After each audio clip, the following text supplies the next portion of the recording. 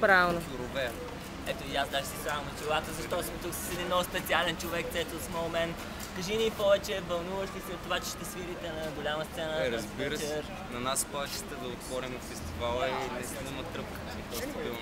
Ами, времето е прекрасно. Както го гледам, аз бих се плоснал в морето.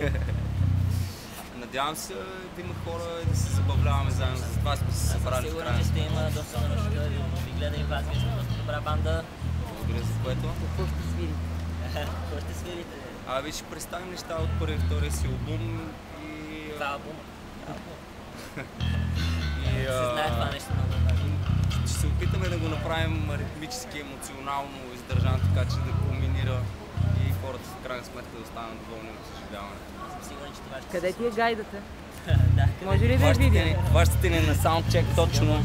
Я да ни я покажеш. Можем ли да я чуеме? може ли нещо да ни още не. свириш? Добре. Това е моят работен кът преди лайф. Така изглежда всичките конци, тикса и всякакви неща, които са необходими, за да може това нещо да работи на влажни условия. И чакаме да започнем реалния чек. Пожелавам ви успех в чета. Слизаме с себе след малко. Добре. Да всичко мине окей. Благодаря.